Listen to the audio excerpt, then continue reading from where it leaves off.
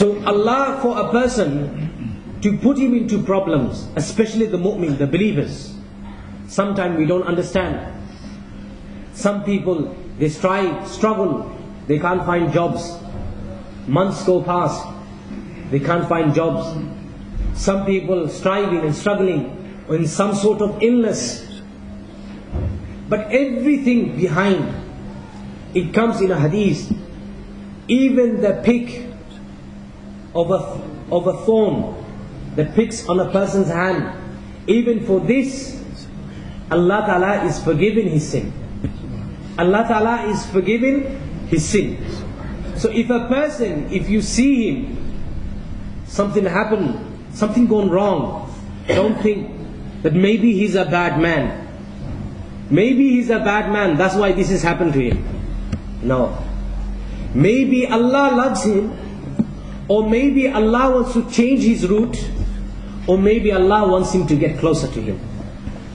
Maybe Allah subhanahu wa ta'ala wants him to get closer to him. That's why the way the ulamas, they have said, the way to come out of it, when we see our child fall ill, we straight away say, let's go to the nasab or the imam and get some sort of ta'weez or get some sort of water to give him dam. But these same parents don't lift their hands and make dua for their children. They don't lift their hands and make dua. Our first inaba, our first ruju, our first turn should be Allah subhanahu wa ta'ala. If a problem falls on our business, first turn to Allah subhanahu wa ta'ala. If a problem falls in your family, first turn to Allah subhanahu wa ta'ala. If a problem falls on your financial means, first turn to Allah subhanahu wa ta'ala. And then you see if Allah helps you or not. Because what happens, when a person has some sort of problem, and when he tries to take things in his own hand, then what happens? The aid and nusrat of Allah moves away. And Allah says, you try to do it yourself, you do it yourself. You try to take things in your own hand, now you look for the solution. You look for the solution. And what happens? When we do vice versa, the other way, straight away, the mu'min, you know what is the quality of a mu'min? When he falls on a problem, he straight away falls in sajda. He straight away falls in sajda and says, oh Allah, I cannot do nothing. I am hopeless. I don't have the strength. Believe me, insan, we are so weak. We are so weak. One little problem comes and falls, we start getting panicking. We start getting worried. إِذَا مَسَّهُ الشَّرُّ جَزُوعًا وَإِذَا مَسَّهُ الْخَيْرُ مَنُوعًا. When some sort of problem falls, we start panicking. I'm talking about myself. Because giving the talk, I am more in need of rectifying myself than you. We start panicking. We start getting worried.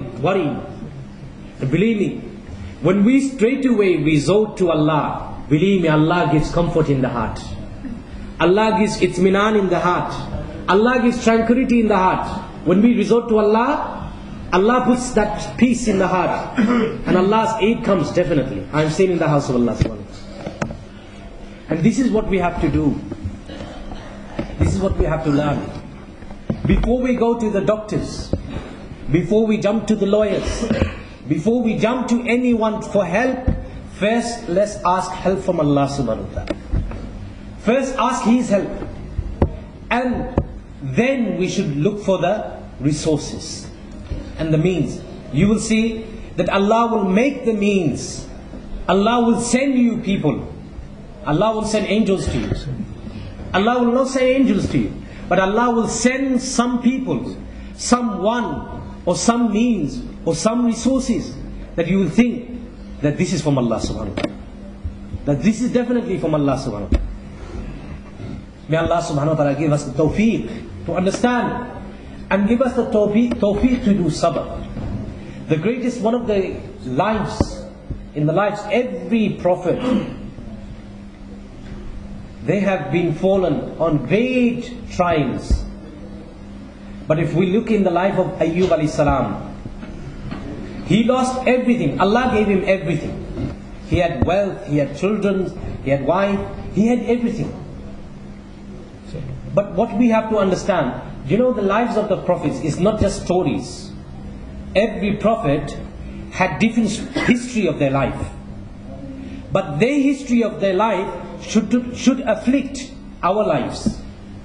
Because every lives of the prophets, every situations of the prophets, in some sort of way, in somehow, it is touching in every human person's life. It is touching in every human person's life. Now, Ayyub alayhi salatu salam, after Allah gave him the luxury, everything, then Allah took this all away from him. Allah took this away from him. And he even falls so ill that his illness was so severe that the only thing that he can do is speak from his mouth, and his heart was doing the zikr of Allah subhanahu wa ta'ala. His heart and his mouth, these two things. But after all these stages, after 18 years of this situation, one person asked him that, "O Ayyub alayhi salam, when you was in this problem, how did you feel?" He said, "In my life," this is a word of a prophet, he said, "In my life, I used to enjoy when every morning and evening Allah used to come to me and ask, 'O Ayyub, how are you?' Allah used to come and ask, 'O Ayyub, how are you?' And when I used to hear this from Allah subhanahu wa ta'ala, I used to not even for 1 second used to think that I have lost everything." So these were the sabr, these were the status of sabr of the Anbiya alayhi salatu salam.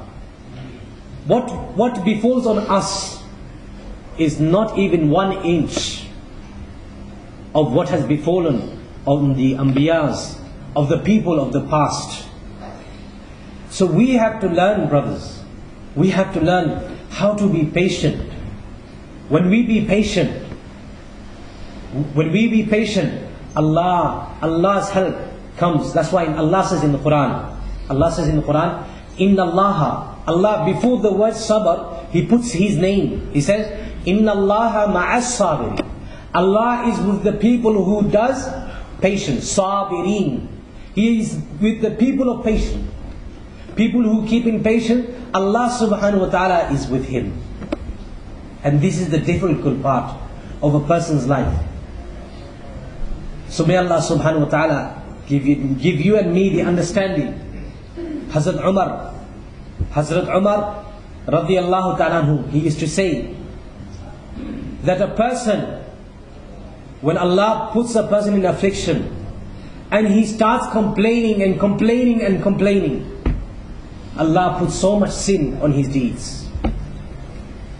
When he complains, and when a person, when Allah puts him in an affliction, in some sort of problem, and he does sabr, Allah Ta'ala says in the Quran, إِنَّمَا يُوَفَّى الصَّابِرُونَ أَجْرَهُمْ بِغَيْرِ حِسَابٍ.